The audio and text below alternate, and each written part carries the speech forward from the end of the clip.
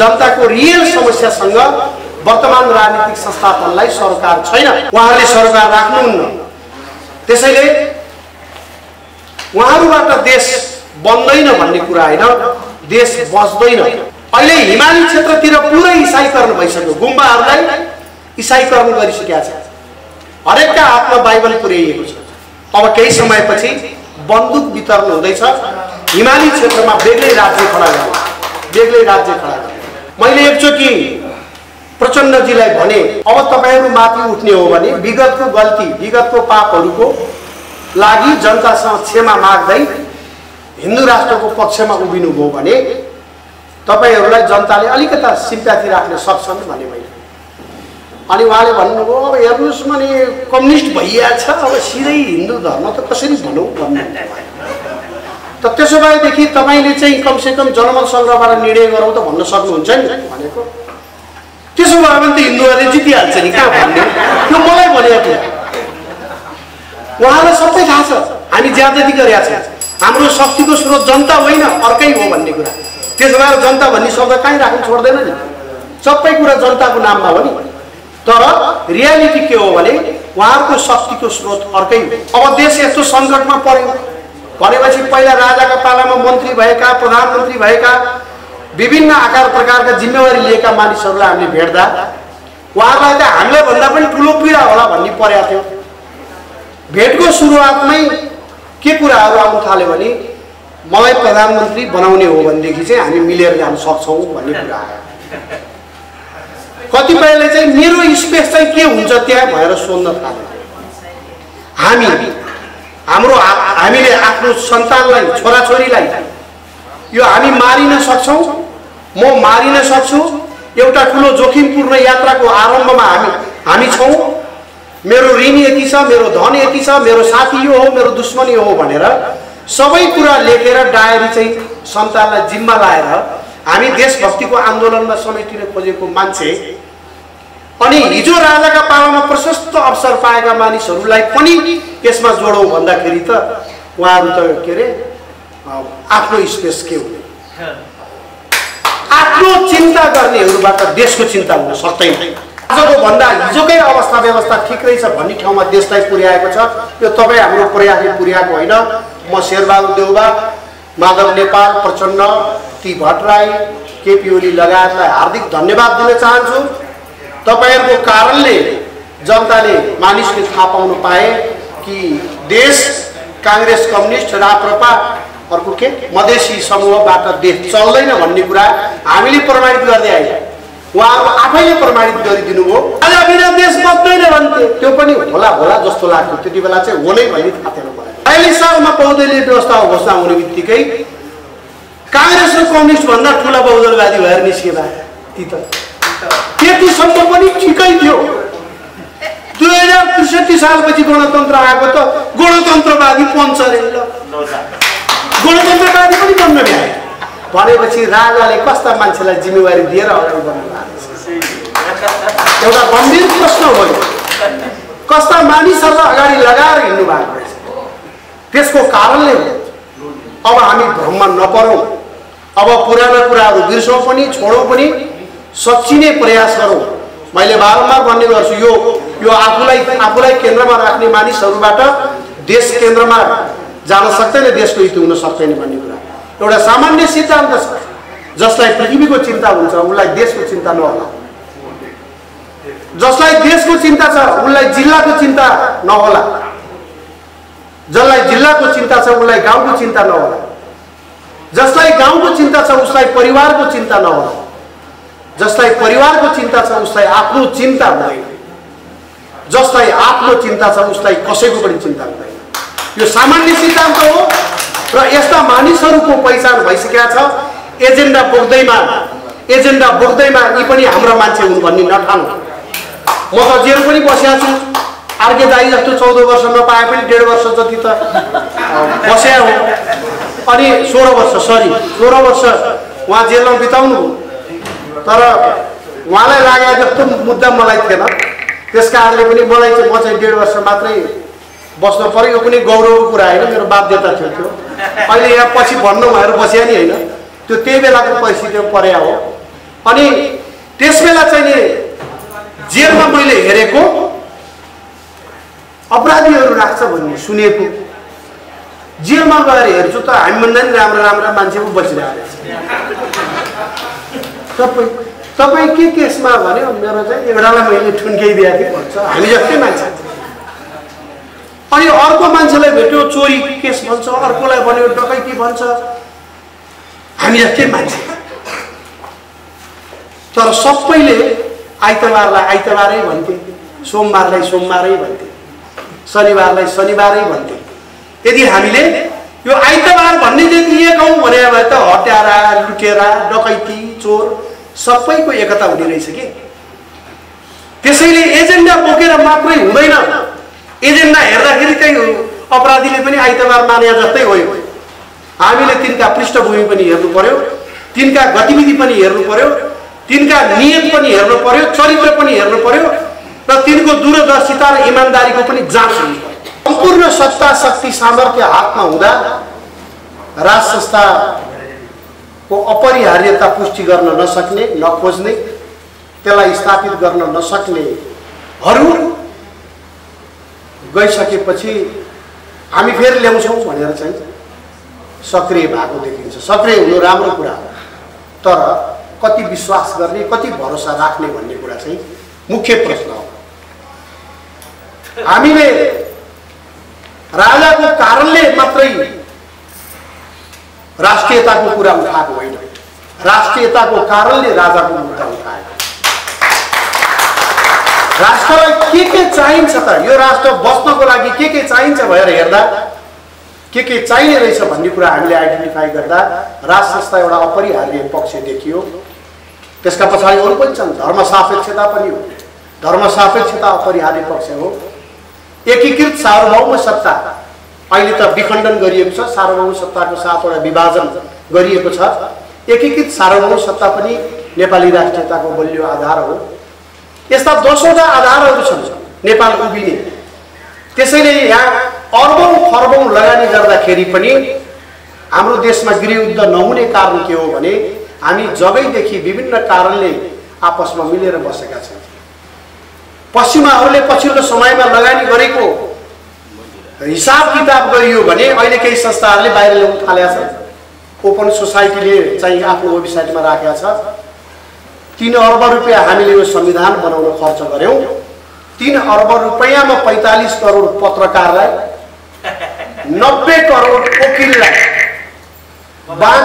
90 करोड वकिललाई र बाँकी अरू रकम चाहिँ राजनीतिजीवीहरूलाई वेबसाइटमा हेर्न सक्नुहुन्छ। ओपन सोसाइटीको वेबसाइटमा एउटा संस्थाको मात्रै हो त्यो। यस्ता 20औं संस्थाहरू क्रियाशील थिए नेपाललाई संघीय तान्त्रिक गणतन्त्र धर्मनिरपेक्ष बनाउनको लागि खर्बौं रुपैयाँ विदेशीहरूले सहयोग गरे। हामीले नजिकबाट चिनेको हुनाले भारतले मात्रै यसलाई यो अवस्थामा पुर्याइदियो भन्ने हामीलाई एउटा विश्वास छ। तर रियालिटी त्योभन्दा अलिकता फरक देखिन्छ। अलिकता म विगतको सन्दर्भमा चर्चा गर्दा म केही कुराहरू राख्न चाहन्छु। एउटा सत्य के हो भने जति बेला यहाँ यो व्यवस्था कि अव्यवस्था ल्याइयो त्यो ल्याउने बेलामा सिधै आएको होइन, छलकपट गरेको, अर्कैको सहारामा सत्ता पाउने, सत्ता पाइसकेपछि क्रान्ति गर्ने यो नीति हो नेपालमा भएको।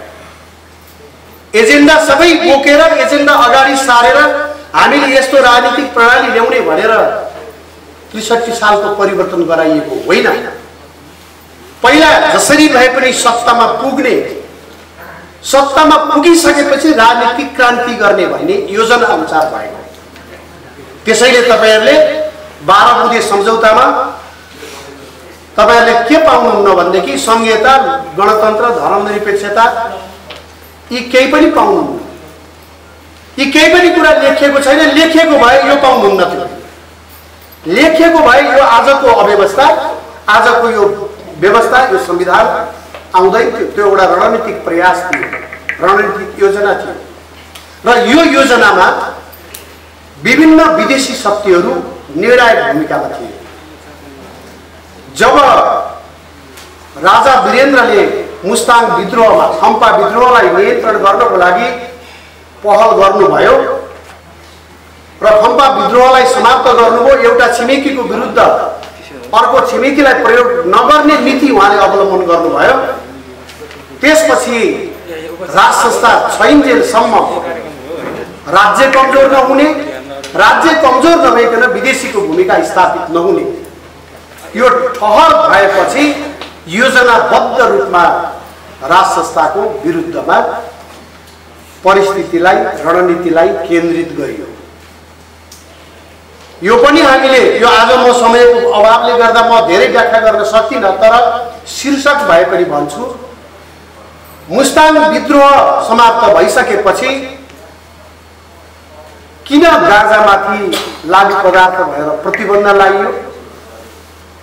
त्यसको सबभन्दा ठुलो असर राप्ती अञ्चलमै पर्यो। त्यहाँ मुख्य आम्दानीको स्रोत थियो। राप्ती अञ्चलमै पश्चिमाहरूले राप्ती एकीकृत विकास परियोजना भनेर त्यही क्षेत्रमा लगियो।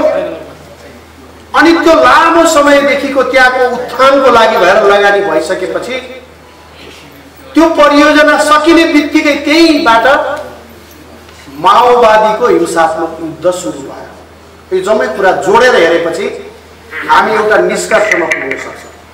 र अब यसैमा जोड्ने कुरा के हो भने भारतमा सोनिया गान्धी शक्तिको केन्द्रबिन्दुमा हुनुहुन्थ्यो। उहाँ इसाई धर्मावलम्बी। त्यो बेला भारतको गुप्तचर संस्थाको प्रमुख हेर्नु हो भने जो 12 गते सम्झौतामा इन्भल्भ हुनुहुन्थ्यो, उहाँ पनि इसाई धर्मावलम्बी। त्यो बेला विदेश सचिव रहेको व्यक्ति हेर्नु हो भने धर्म मलाई थाहा छैन, नेपाल विरोधी हो भन्ने मात्रै थाहा छ। उहाँ चाहिँ पश्चिमाहरूबाट नजिक भएर बस्नु भएको छ। त्यसपछि भारतीय संस्थापन पनि त्यो बेला चाहिँ राज संस्थाको विपक्षमा गइसकेका थिए। संस्थापनलाई गणतन्त्रको पक्षमा ल्याउने एउटा रिपोर्ट तयार गरियो। नागाल्यान्डका इसाई डाक्टर के होम भन्ने व्यक्तिलाई 35 पृष्ठ लामो प्रतिवेदन तयार गर्न लगाइयो। र त्यो 35 पृष्ठमा के थियो भने भारत विरोधको मुख्य कारणै राज संस्था हो। राज संस्थालाई विस्थापित गरियो भने भारत मैत्री वातावरण नेपालमा बन्छ भन्ने त्यो कुरालाई झुटमुट सब कुरा सामेल गरेर पुष्टि गरियो, गर्ने कोसिस त्यो दस्तावेजमा गरियो। र त्यही दस्तावेजलाई सामशरणजीले संस्थापन समक्ष राखेर सिंगै भारतीय संस्थापनलाई नेपालबाट राज संस्था विस्थापित गर्नुपर्छ भन्ने निष्कर्षमा पुर्याइएको। र एउटा लामो प्रयास, मैले भने नि केपुचिन पादरीको निष्कासनबाट सुरु भएको इसाईहरूको प्रयास 2062-63 मा आइपुग्दाखेरि हाम्रा छिमेकी मित्र राष्ट्रहरूलाई समेत उपयोग दुरुपयोग गर्दै त्यो अवस्था बनाइएको। अब हामीले के चाहेका छौँ भनेपछि नेपाली राष्ट्रियता बलियो होस् भन्ने चाहेका छौँ। नेपालीहरूको एकता बलियो होस् भन्ने चाहेका छौँ।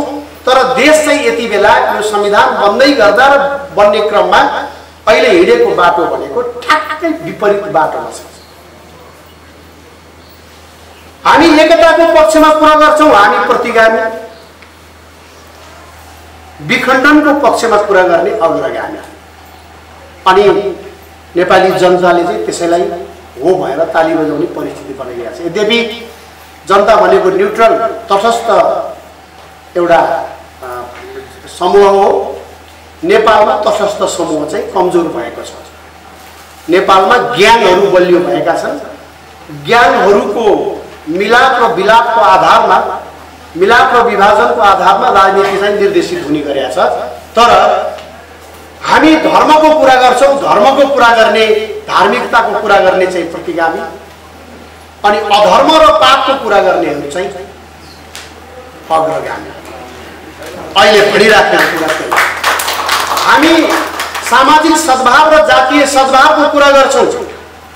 सबै जाति नेपाली हो, नेपालीत्वको विकास गरौँ भन्ने चाहिँ प्रतिगामी, अनि नेपाली होइन, हामी फलाना जाति हौं र जातिको बीचमा एक प्रकारको द्वन्द्व र आशंकाको स्थिति कायम राख्नु पर्छ भन्ने मान्यता राख्नेहरू चाहिँ अग्रगामी। मतलब हरेक दृष्टिकोणले हेर्नु हो भने विपरीत मार्गमा छ। हामी भन्छौं पर्यावरण एकदम राम्रो हुनुपर्छ, प्राकृतिक जो वातावरण अहिले असन्तुलित भएर गएको छ यसलाई एकदम सुदृढ बनाउनु पर्छ, पहाडहरू भत्काउनु हुँदैन, जंगलहरूको संरक्षण हुनुपर्छ, खोला नालाहरूको संरक्षण हुनुपर्छ भन्ने चाहिँ प्रतिगामी। अनि होइन खोला नालालाई पनि एक्सकाभेटर लगेर चाहिँ डोजर हालेर ध्वस्त बनाउनु पर्छ, पहाड भत्काउनु पर्छ, रुख काटेर भए पनि पैसा कमाउनु पर्छ, लुटेर भए पनि पैसा कमाउनु पर्छ, प्रकृति विनाश गरेर भए पनि भोलिको पुस्ता जहाँसुकै जाए तर हाम्रो पुस्ताले हामीले चाहिँ पैसा बनाउनु पर्छ भन्नेहरू चाहिँ अग्रगामी। विपरीत मार्गमा देश हिँडिरहेको छ। यो अवस्थामा म शेरबहादुर देउबा, माधव कुमार नेपाल प्रचण्ड, अर्को के नाम अहिले गोर्खाबाट उता खटिया छ नि तराईतिर देश बाबुराम, उहाँहरू जो एकताबद्ध भएर अहिले जुन प्रयास गरिराख्नु भएको छ यो प्रयास भनेको नेपाललाई थप क्षति पुर्याउने अर्को प्रयासको क्षति हो र आजको अवस्था बनेर जो विपुलमा असन्तुष्टि पैदा भएको छ, आजको भन्दा हिजोकै अवस्था व्यवस्था ठिक रहेछ भन्ने ठाउँमा देशलाई पुर्याएको छ। यो तपाईँ हाम्रो प्रयासले पुर्याएको होइन। म शेरबहादुर देउबा, माधव नेपाल प्रचण्ड, ती भट्टराई, केपी ओली लगायतलाई हार्दिक धन्यवाद दिन चाहन्छु। तपाईहरुको कारणले जनताले मानिसले थाहा पाउन पाए कि देश कांग्रेस कम्युनिस्ट राप्रपा अर्को के मधेसी समूहबाट देश चल्दैन भन्ने कुरा हामीले प्रमाणित गर्दै आए। उहाँहरु आफैले प्रमाणित गरिदिनु भयो र देश कहिले पनि उहाँहरुको नेतृत्वमा अगाडि प्रगतितर्फ जान सक्दैन, एकताबद्ध भएर अगाडि बढ्न सक्दैन भन्ने उहाँहरुले पुष्टि गरिदिनु भयो। त्यो जटिल मार्ग छ। हामी सनातनीहरु, हामी ओमकार परिवारका मानिसहरु हिंसामा विश्वास गर्दैनौं। तर त्यो अवस्था भनेको कहिलेसम्म भन्देखि हाम्रै शास्त्रले भनेको छ आफ्नो ज्यान जोगाउनको लागि चाहिँ हिंसा गर्न पनि जायज हुन्छ भनेको छ। आफ्नो देश जोगाउनको लागि चाहिँ हिंसा गर्नु पनि जायज हुन्छ भनेको छ।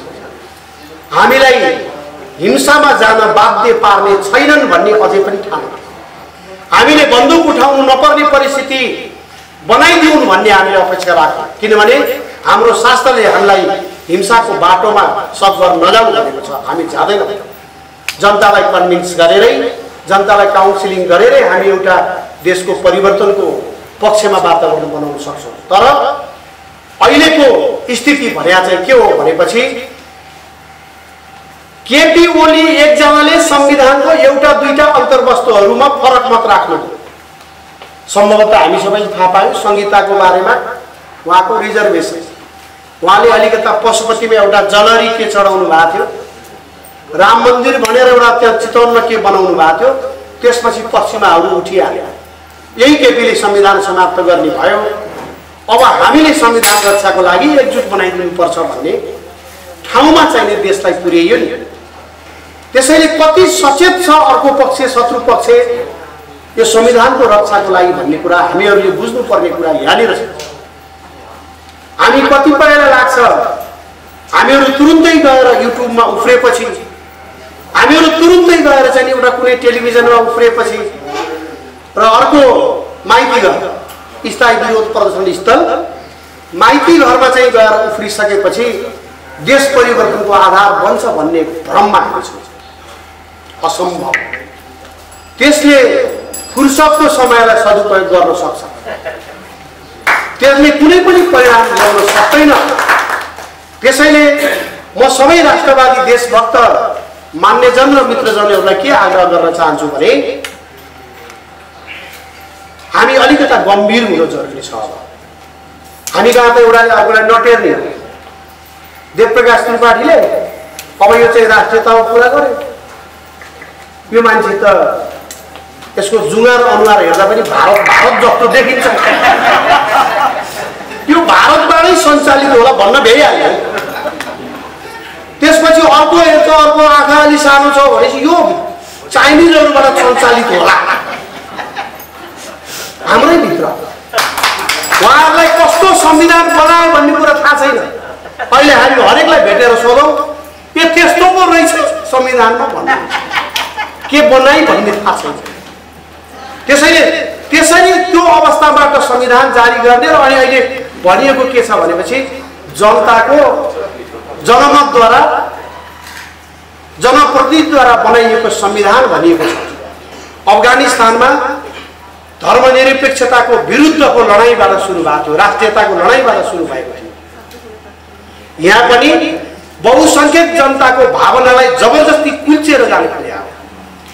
मैले एकचोटि प्रचण्डजीलाई भने 2070 सालको चुनावमा उहाँले आफ्नो असली साइजमा आइपुग्नु भएको थियो, त्यस्तै कति 20-25 सिट जित्नु भएको थियो। त्यसपछि उहाँ धेरै तनावमा हुनुहुँदो रहेछ। मेरो भेट भएको थियो। उहाँलाई मैले भने अब तपाईहरु माथि उठ्ने हो भने विगतको गल्ती विगतको पापहरूको लागि जनतासँग क्षमा माग्दै हिन्दू राष्ट्रको पक्षमा उभिनु भयो भने तपाईहरुलाई जनताले अलिकता सिम्प्याथी राख्न सक्छन् भने मैले। अनि उहाँले भन्नुभयो अब हेर्नुस् भने कम्युनिस्ट भइहाल्छ, अब सिधै हिन्दू धर्म त कसरी भनौँ भन्नु। त त्यसो भएदेखि तपाईले चाहिँ कमसेकम जनमत संग्रहबाट निर्णय गरौँ त भन्न सक्नुहुन्छ नि भनेको। त्यसो भए पनि त हिन्दूहरूले जितिहाल्छ नि कहाँ भन्ने, त्यो मलाई भनेको। उहाँलाई सबै थाहा छ हामी ज्यादती गरेका छौँ, हाम्रो शक्तिको स्रोत जनता होइन अर्कै हो भन्ने कुरा। त्यसो भएर जनता भन्ने शब्द कहीँ राख्नु छोड्दैन नि, सबै कुरा जनताको नाममा हो नि। तर रियालिटी के हो भने उहाँहरूको शक्तिको स्रोत अर्कै हो। एउटा उदाहरण दिन चाहन्छु, शक्तिको स्रोत अर्कै भन्ने कुराको सानो उदाहरण, त्यस्ता धेरै उदाहरण छन्। कैयन कुराहरू हेर्नुभयो भनेदेखि सबै दलका नेताहरूले विरोध गरेको कुरा हुन्छ कुनै विषयमा, कसैको नियुक्तिमा सम्झिनु होला आफै। सबै दलका नेताहरूले विरोध गरे हामी नियुक्ति हुन दिँदैनौँ भनेर, भरे नियुक्ति भयो। कहाँबाट भने मतलब यस्ता धेरै प्रकारका घटनाहरू छन् जो डमीहरू मुख्याचाहरूले एउटा चाहिँ सामान्य धर्म निर्वाह गरे मात्रै हुन्, देखाइएको मात्रै हो। सुगौली सन्धिका प्रतिनिधि चन्द्रशेखर दाहाल जस्तै हुन् प्रतिनिधिहरू, तर उहाँहरूले चाहिँ देशको पक्षमा अहिलेसम्म कुनै पनि निर्णय लिन खोज्नु भएको छैन। मैले बारम्बार भन्छु जनताको रियल समस्यासँग वर्तमान राजनीतिक संस्थापनलाई सरोकार छैन, उहाँहरूले सरोकार राख्नुहुन्न। त्यसैले उहाँहरूबाट देश बन्दैन भन्ने कुरा होइन, देश बच्दैन भन्ने कुरा चाहिँ आजको मुख्य समस्या। बनाउने कुरा त बनाउँदै गर्नु, पहिला त देश बचाउनु पर्यो नि। सुगौली सन्धिपछि हामी सबभन्दा सङ्कटग्रस्त अवस्थामा छौँ।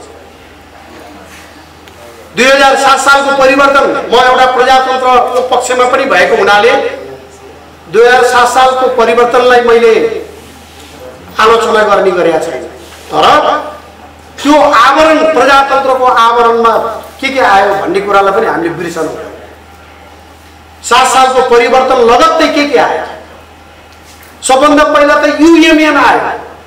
परिवर्तनको 3 महिनाभित्र युनाइटेड नेसन टु नेपाल आयो। त्यसपछि 2017 साल 19 सालमा आइपुग्दा 2टा चर्च थियो जम्मा देशमा, 2टा। 2062 सालसम्म आइपुग्दा 700 वटा चर्च थियो। अहिले 14,500 चर्च पुगेका छ। अहिले हिमाली क्षेत्रतिर पुरै इसाईकरण भइसक्यो, गुम्बाहरूलाई इसाईकरण गरिसकेका छ। हरेकका हातमा बाइबल पुर्याइएको छ। अब केही समयपछि बन्दुक वितरण हुँदैछ, हिमाली क्षेत्रमा बेग्लै राज्य खडा गर्ने, बेग्लै राज्य खडा गर्ने। पूर्वमा पूर्वी नेपालको 9 वटा जिल्लालाई इसाई राज्य बनाउने प्रयास हुँदैछ। बाइबलीकरण पर्याप्त मात्रामा सबभन्दा बढी फोकस पूर्वी नेपालमा छ र त्यसलाई इसाई राज्यको रूपमा लैजाने प्रयास हुँदैछ। अब केही समयपछि त्यो आवाजहरू उठाउँदैछ। यदि हामीले अहिले नै सचेत भएनौँ भने, अहिले नै हामीले राष्ट्र जोगाउने अभियानमा एकताबद्ध प्रयास गरेनौँ भने हामी अब केही वर्षपछि सायद 12 वर्षपछि इसाईहरूले नेपाललाई इसाई राष्ट्र बनाइयोस् भनेर सङ्घर्ष गर्नेछन्। जनमत संग्रहद्वारा यो टुङ्ग्याइनुपर्छ भन्ने छन्। त्यसपछि जनमत संग्रह गराइनेछ र हामी आफ्नै देशमा अल्पसंख्यक भएर बस्नुपर्ने हुन्छ। यदि त्यो अवस्था आउने नदिने हो भने हामीले अहिले नै सङ्गठित प्रयास राष्ट्रको पक्षमा गर्नुपर्छ। तर यो बीचमा मैले हेरेँ, मैले त धेरै यो राष्ट्रवादी नेताहरूसँग मेरो व्यक्तिगत परिचय थिएन। अब देश यस्तो सङ्कटमा पर्यो भनेपछि पहिला राजाका पालामा मन्त्री भएका, प्रधानमन्त्री भएका, विभिन्न आकार प्रकारका जिम्मेवारी लिएका मानिसहरूलाई हामीले भेट्दा उहाँहरूलाई त हामीलाई भन्दा पनि ठुलो पीडा होला भन्ने परेको थियो। भेटको सुरुवातमै के कुराहरू आउन थाल्यो भने मलाई प्रधानमन्त्री बनाउने हो भनेदेखि चाहिँ हामी मिलेर जान सक्छौँ भन्ने कुरा आयो। कतिपयले चाहिँ मेरो स्पेस चाहिँ के हुन्छ त्यहाँ भनेर सोध्न थाल्यो। हामीले आफ्नो सन्तानलाई, छोराछोरीलाई यो हामी मारिन सक्छौँ, म मारिन सक्छु। एउटा ठुलो जोखिमपूर्ण यात्राको आरम्भमा हामी छौँ। मेरो ऋण यति छ, मेरो धन यति छ, मेरो साथी यो हो, मेरो दुश्मन यो हो भनेर सबै कुरा लेखेर डायरी चाहिँ सन्तानलाई जिम्मा लाएर हामी देशभक्तिको आन्दोलनमा समेटिन खोजेको मान्छे अनि हिजो राजाका पालामा प्रशस्त अवसर पाएका मानिसहरूलाई पनि यसमा जोडौँ भन्दाखेरि त उहाँहरू त के अरे आफ्नो स्पेस के हुने, आफ्नो चिन्ता गर्नेहरूबाट देशको चिन्ता हुन सक्दैन। त्यसैले हामीले जो मानिसहरूलाई देशको मात्रै चिन्ता छ ती मानिसहरू एक ठाउँमा उभियौँ भनेदेखि पनि यो राष्ट्रलाई अहिले बचाउँ त्यसपछि बनाउँ त्यो ठाउँमा हामी पुर्याउन सक्छौँ। तर अहिले चाहिँ त्यसको ठुलो अभाव देखियो। त्यो मलाई बडा व्यक्तिगत रूपमा पनि मलाई धेरै दुःख लागेको छ। हुन त दुःख नमान्नु पर्ने हो, किनभने 2046 सालसम्म राजाको सक्रिय नेतृत्व, राजाको बलद नेतृत्वमा हामीहरू सङ्गठित भएका छौँ देश बनाउन भन्थे होला जस्तो लाग्थ्यो। अनि राजा बिना देश बच्दैन भन्थे, त्यो पनि होला जस्तो लाग्थ्यो। त्यति बेला चाहिँ हो नै भन्ने थाहा थिएन मलाई। 46 सालमा बहुदलीय व्यवस्थाको घोषणा हुने बित्तिकै काङ्ग्रेस र कम्युनिस्ट भन्दा ठुला बहुदलवादी भएर निस्के भए ती त त्यतिसम्म पनि ठिकै थियो। 2063 सालपछि गणतन्त्र आएको त गणतन्त्रवादी पञ्च रे, गणतन्त्रवादी पनि बन्न भ्याए भनेपछि राजाले कस्ता मान्छेलाई जिम्मेवारी दिएर अगाडि बढ्नु भएको छ? एउटा गम्भीर प्रश्न हो। कस्ता मानिसहरूलाई अगाडि लगाएर हिँड्नु भएको रहेछ? त्यसको कारणले अब हामी भ्रममा नपरौँ। अब पुराना कुराहरू बिर्सौँ पनि, छोडौँ पनि, सच्चिने प्रयास गरौँ। मैले बारम्बार भन्ने गर्छु, यो आफूलाई केन्द्रमा राख्ने मानिसहरूबाट देश केन्द्रमा जान सक्दैन, देशको हित हुन सक्दैन भन्ने कुरा एउटा सामान्य सिद्धान्त छ।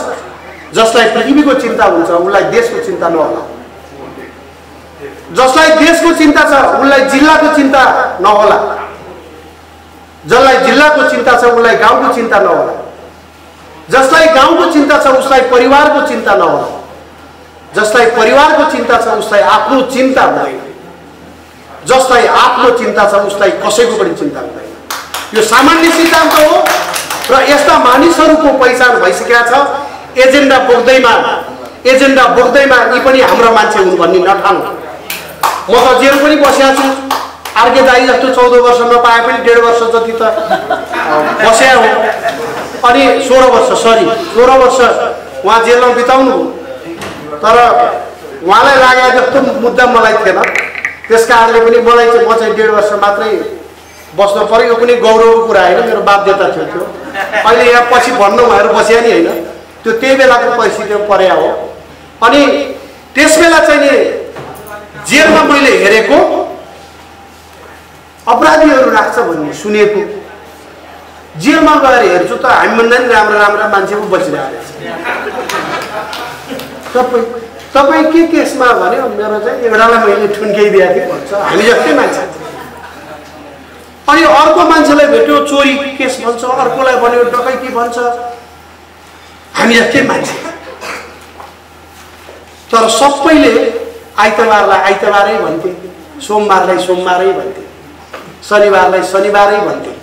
यदि हामीले यो आइतबार भन्ने चाहिँ लिएकौँ भने भए त हत्यारा, लुटेरा, डकैती, चोर सबैको एकता हुने रहेछ कि। त्यसैले एजेन्डा बोकेर मात्रै हुँदैन। एजेन्डा हेर्दाखेरि चाहिँ अपराधीले पनि आइतबार माने जस्तै हो।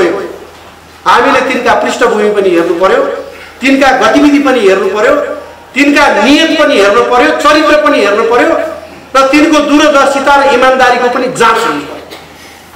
त्यसपछि ती मानिसहरूले यदि अगुवाई गरिदिनु भयो भने यो मुभमेन्ट सफल हुन्छ। तर पहिला जुलुस गर्ने त्यसपछि जाने होइन। मैले बारम्बार भन्ने गर्छु, प्रधानमन्त्री भइसकेका मान्छे गिरिजाप्रसाद कोइराला, उहाँको देशको सबभन्दा ठुलो सङ्गठन अहिले त कति लाख पो पुर्याएछ सदस्य, 8-9 लाख त सदस्य मात्रै, भोट कति आउँछ पछि थाहा हुन्छ। तर पार्टीको सदस्य 8 लाख भन्दा बढी, अर्को पार्टीको हेऱ्यो फेरि 8 लाख भन्दा बढी सदस्य पुर्याइएका पार्टीहरूले संयुक्त आन्दोलन गरे, जुलुस परिवर्तन गरिदिने राजनीति।